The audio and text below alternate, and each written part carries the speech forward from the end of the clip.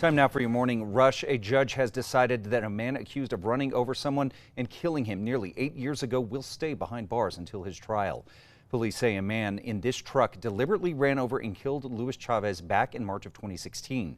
Court documents state DNA linked 55-year-old Gilbert Figueroa to the truck. A trial date is not scheduled yet. A man is waking up behind bars after being accused of driving through a stop sign, crashing into the garage door of a home and killing the owner inside. 52-year-old Mark Costello hit a parked car in the garage, pushing it into the home where the owner was sitting inside. The 74-year-old homeowner was taken to the hospital where he later died. An Albuquerque man involved in a deadly drunk driving accident is now facing more than a decade behind bars. James Rodriguez pleaded guilty to homicide by vehicle DWI yesterday afternoon. In February, Rodriguez was almost 2.5 times over the legal limit when he ran over Catherine Christensen. He is facing up to 12 years behind bars. Erica? And here's a look at our hourly forecast for your morning drive, or if you're heading out the door early. Temperatures in the 20s through 8 o'clock and right around freezing by 9. We'll be in the low 40s by noon. Downtown Albuquerque will soon be getting brighter after more than $2 million have been set aside by the state to improve lighting. Mayor Tim Keller says that the additional lighting will make downtown safer.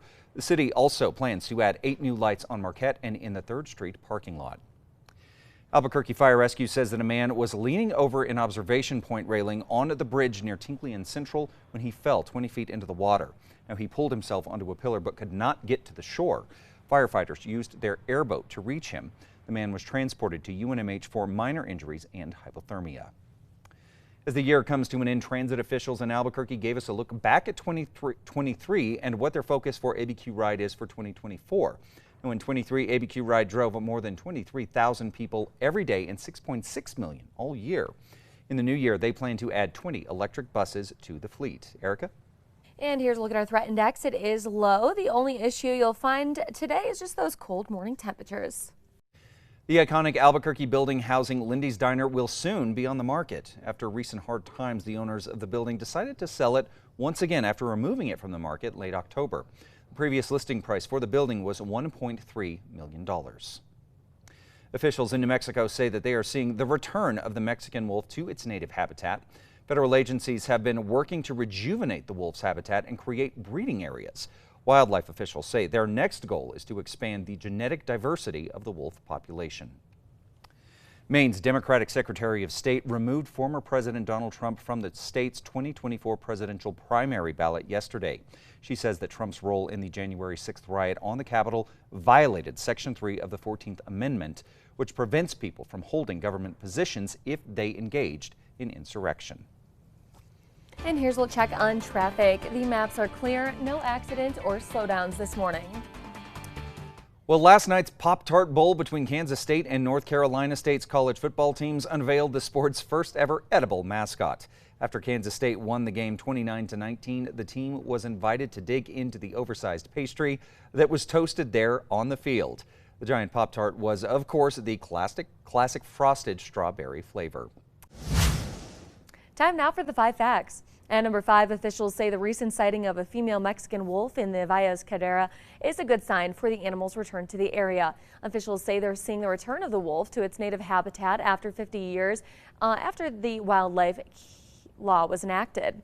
Wildlife experts hope to expand the genetic diversity of the wolf population. At number 4, an iconic diner in Albuquerque is now officially going on the market. Lindy's Diner, located on 5th and Central, has been under the care of the Vitosio. I keep saying this name wrong all morning. Vitosios for nearly 50 years. The family hopes that the new owners will carry on the legacy of the building. Previous listing of that building was $1.3 million. And number 3, it is going to be a quiet day and following with a quiet weekend. Temperatures today will be making it back into the 40s and 50s with sunshine. We'll be seeing dry weather through New Year's Day, and temperatures will be staying about the same, just warming up a degree or 2 through Saturday and Sunday. At number 2, downtown Albuquerque will soon be getting brighter after more than $2 million have been set aside by the state for improved lighting. The city has added 500 new lights over the past 5 years, with 100 of those in the downtown area. The city plans to add additional lighting on Marquette and in the 3rd Street parking lot. Mayor Tim Keller says that these additions will make downtown safer.